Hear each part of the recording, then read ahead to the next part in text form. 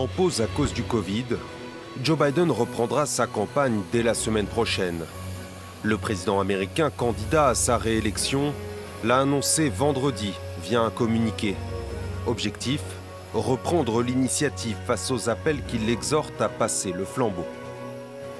La vision lugubre de Donald Trump pour l'avenir ne nous représente pas en tant qu'Américains. Ensemble, en tant que parti, en tant que pays, nous pouvons le battre et le battrons dans les urnes. Un ton combatif qui peine pourtant à masquer la fronde grandissante au sein du Parti démocrate depuis que le candidat de 81 ans a flanché lors du débat fin juin face à Donald Trump. Les capacités physiques et intellectuelles de Joe Biden interrogent plus que jamais.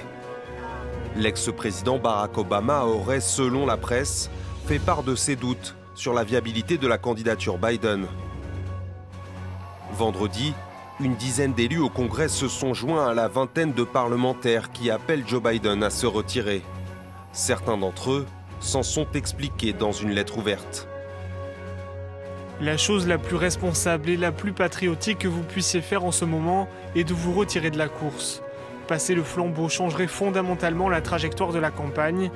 Il revigorerait la course et insufflerait aux démocrates enthousiasme et élan. Réplique dans la foulée vendredi de l'entourage du président candidat, Joe Biden est en pleine possession de ses capacités et peut l'emporter en novembre prochain. Joe Biden est plus que jamais déterminé à battre Donald Trump. Nous voyons la voie à suivre, le président est le leader de notre campagne et du pays.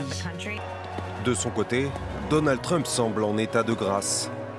Visage conquérant, il offre un contraste saisissant avec son rival démocrate, à la traîne dans une série de sondages.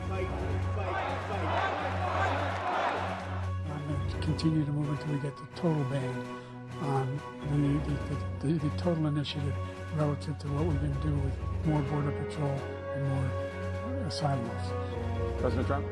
I really don't know what he said at the end of that sentence. I don't think he knows what he said either.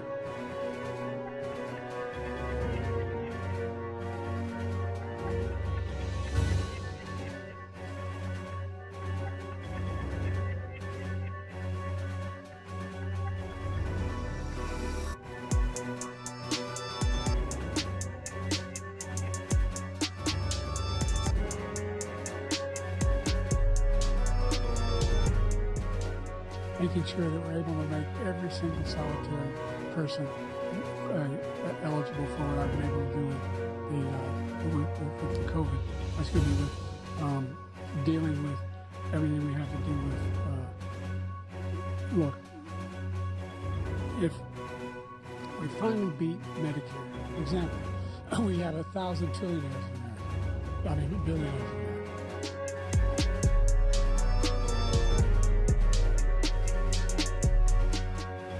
Horrifying. I mean, the shot, I mean, and the stuff was coming off the side. For people to do that, I don't know. It's just, it's stunning. It's absolutely stunning. It's just going to drive people to even be more for him.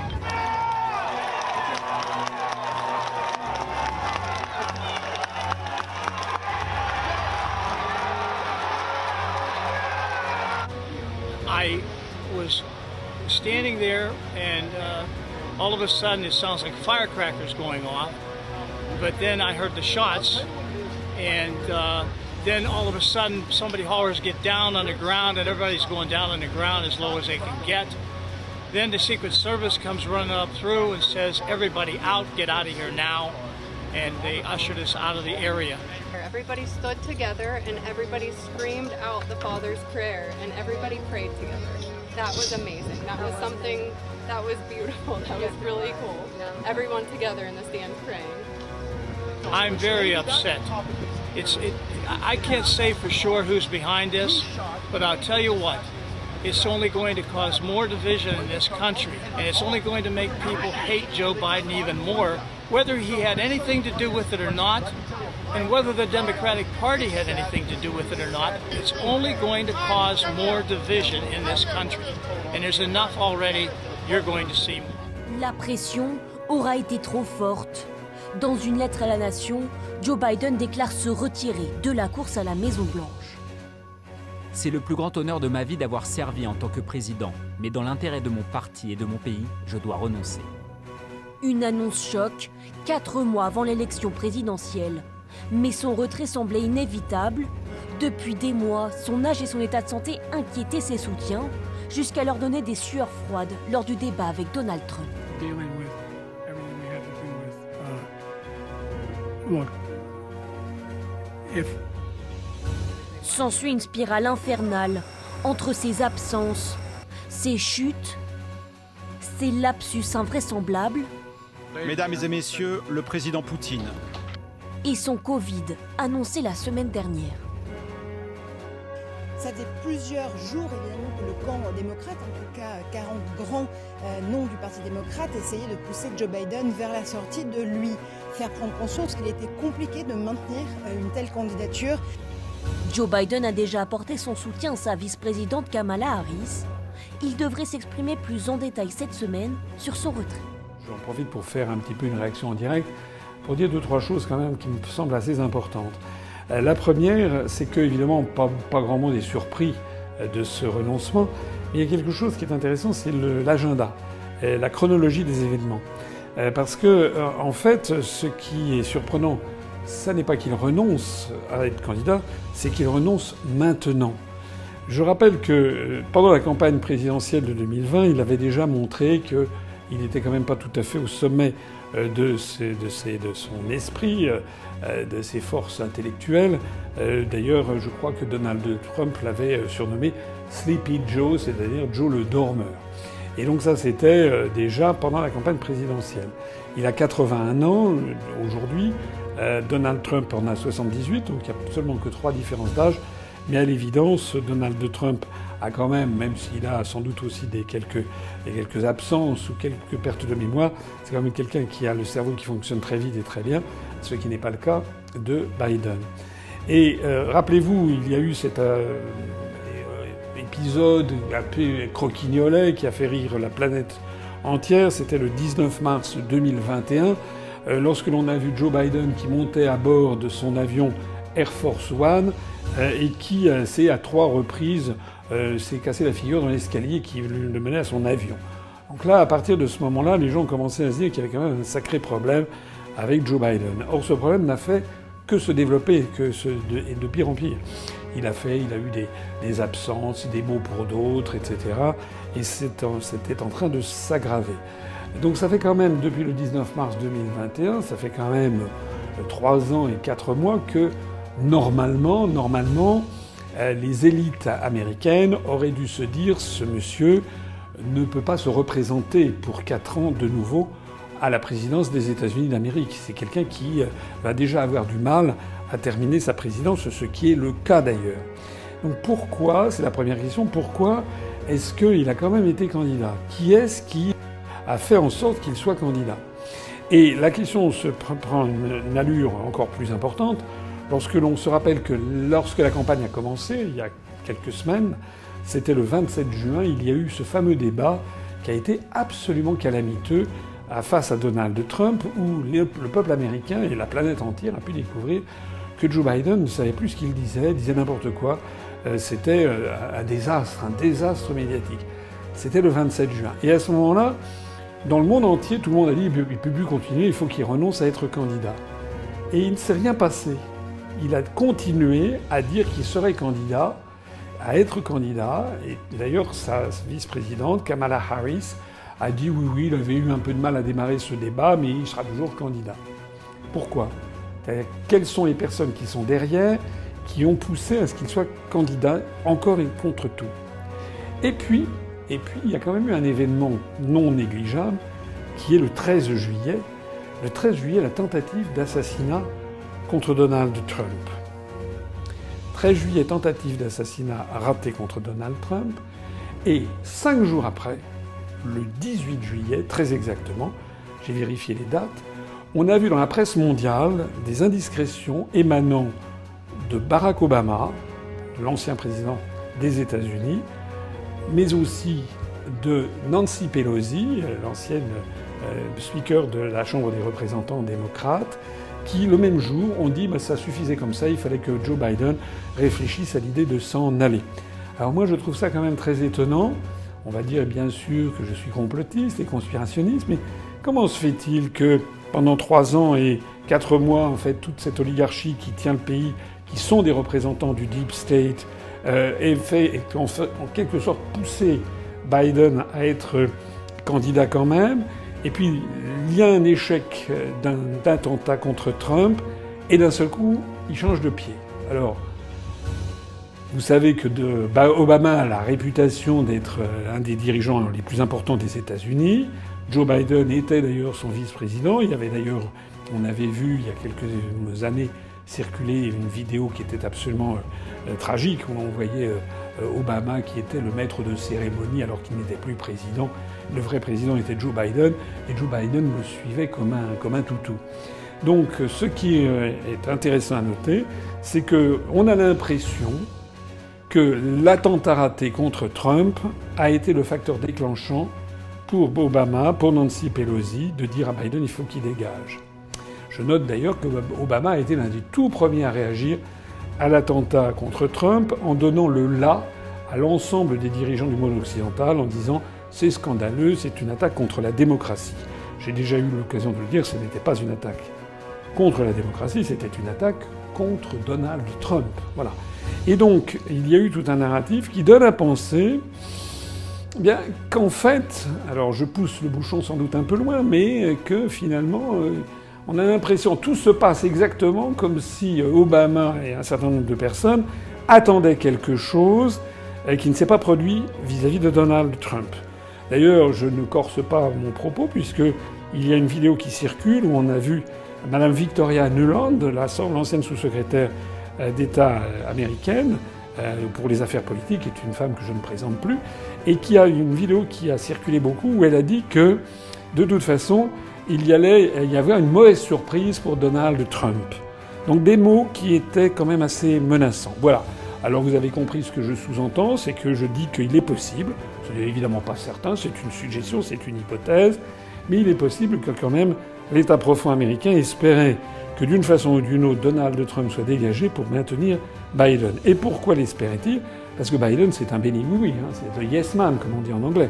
C'est-à-dire quelqu'un qui fait absolument ce que les gens qui tiraient les ficelles derrière lui, c'est-à-dire Obama, voulaient qu'il fasse. Alors maintenant, où est-ce que l'on va ? On va dans une situation qui est pas tout à fait sans précédent. Le 31 mars 1968, en pleine guerre du Vietnam, le président Lyndon Johnson avait surpris tout le monde en disant que finalement il ne serait pas candidat à être réélu. Vous savez qu'il avait succédé à Kennedy le 22 novembre 1963. Il était son vice-président.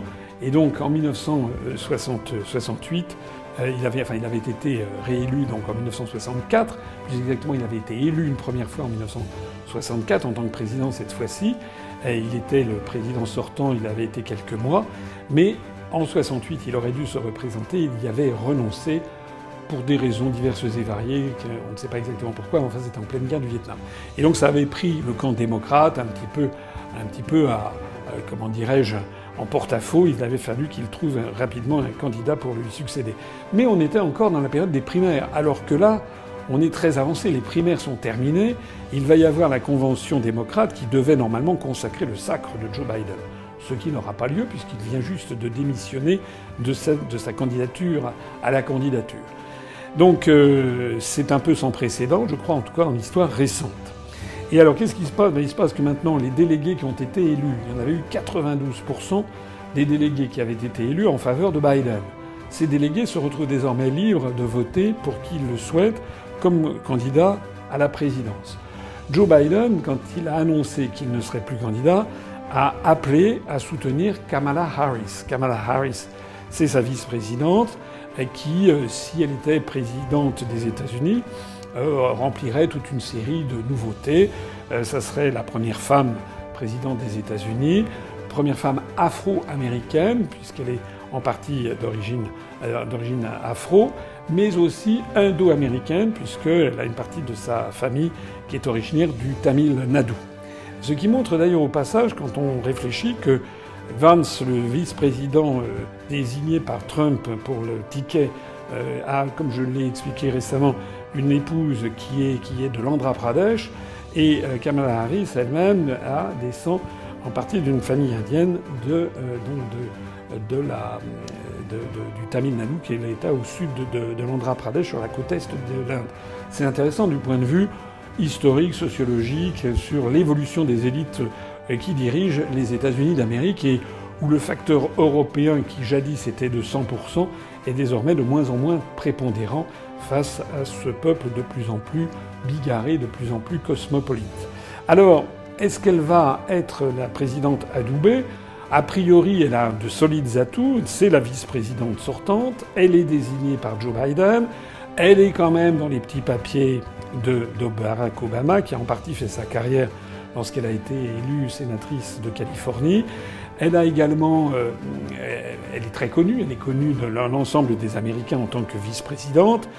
Et alors que beaucoup des éventuels autres candidats ont des notoriétés quand même beaucoup plus limitées, des notoriétés locales ou régionales.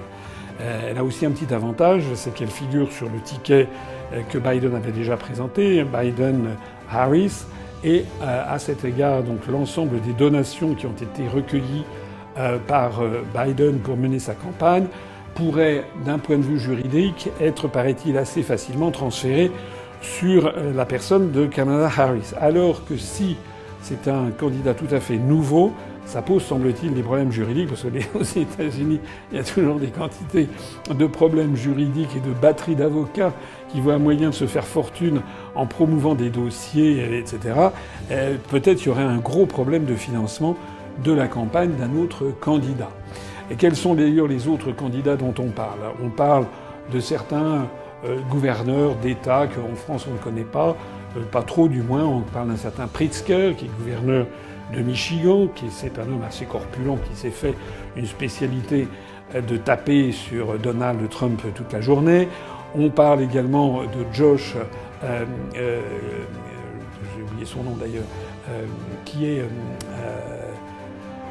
gouverneur, je crois, de l'Illinois. Il y a Madame Gretchen Whitmer, qui est la gouverneure du Michigan, qui est une femme qui, semble-t-il, est à poigne et qui est une femme qui est tout à fait au sommet du Parti démocrate américain. Il y a Gavin Newsom, qui est le gouverneur de Californie, qui a beaucoup de poids dans l'appareil du Parti démocrate, mais qui est extrêmement décrié quand les gens voient l'évolution de l'État de Californie et de certaines villes, notamment comme San Francisco, qui sont devenues des espèces de villes où il y a une criminalité considérable et où il y a des gens qui meurent à cause de la drogue qu'ils consomment un peu partout dans les rues. Enfin, c'est quelqu'un qui est assez décrié. Il y a, voilà, je crois que j'ai fait à petit peu près le tour des différentes personnalités. Il faut y ajouter encore deux autres personnes. Il faut y ajouter Hillary Clinton, dont on parle, l'ancienne candidate face à Donald Trump, qui alors elle est l'archétype de la mouvance Clinton, enfin du deep state américain. À mon avis, elle est quand même maintenant un petit peu trop âgée pour pouvoir concourir. Et puis, on parle aussi, je pense que c'est de façon, parce qu'elle est assez populaire, et sans doute que ça n'ira pas plus loin, de Michelle Obama, donc de la femme de Barack Obama, qui pourrait être candidate. Elle a dit qu'elle, ça ne l'intéressait pas, mais enfin, il y a des gens qui y ont pensé pour elle. Oui, je me rappelle, ça y est, le gouverneur donc, de Pennsylvanie, en fait, c'est Josh Shapiro, qui est également un candidat dont le nom est avancé. Au total de tout ça, il semble quand même que ce soit plutôt Kamala Harris qui tienne la corde pour être prorogée. Elle choisira sans doute, elle choisira nécessairement, si c'est le cas, un futur vice-président. On verra ce que ce sera. Alors qu'est-ce qu'on peut penser de cette femme ? C'est quelqu'un qui a fait de brillantes études, qui a été avocate, et qui a été ensuite catapultée, propulsée par notamment Barack Obama comme sénateur de Californie. Elle a quand même beaucoup déçu. Elle a beaucoup déçu, sans doute un petit peu pour la piéger. Joe Biden lui avait confié le dossier de l'immigration, qui est un dossier explosif aux États-Unis.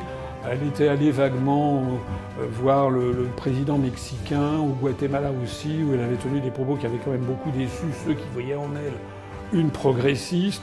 Donc elle a été assez molle sur ces questions et un petit peu fuyante. Voilà. Alors elle va faire son programme, c'est le programme des démocrates. Elle va mettre en avant la défense du droit à l'avortement qui est menacé, semble-t-il, par une partie des républicains. Donc c'est essentiellement le point essentiel de son programme. Mais elle va quand même être confrontée à une très grosse difficulté qui est quand même qu'elle part maintenant à finalement très peu de temps. Les élections, c'est le 5 novembre. Et nous voici déjà fin juillet, donc elle n'a plus que les mois d'août, septembre et octobre. Elle est à 3 mois des élections. 3 mois des élections, ça va être difficile. Ça va être encore plus difficile si c'est quelqu'un de nouveau comme candidat. Alors c'est quand même assez probable que Biden a été évincé parce que Obama et consorts se sont rendus compte que Trump, après sa tentative d'attentat raté, était plus populaire que jamais et que sans doute Trump allait faire davantage preuve de prudence, qu'il allait changer son service de sécurité et donc qu'une mauvaise surprise, pour reprendre l'expression de Madame Victoria Nuland s'agissant de Donald Trump, devait être sans doute écartée. Je pense que le camp démocrate ne doit plus avoir trop d'illusions sur la possibilité de battre Donald Trump, à ceci près quand même que vous savez que lors des élections présidentielles, il n'y a pas que l'élection présidentielle, il y a aussi l'élection de tous les représentants américains, de tous les députés, également les gouverneurs, il y a également des quantités d'élections qui se passent au même moment. Ça dépend selon les États.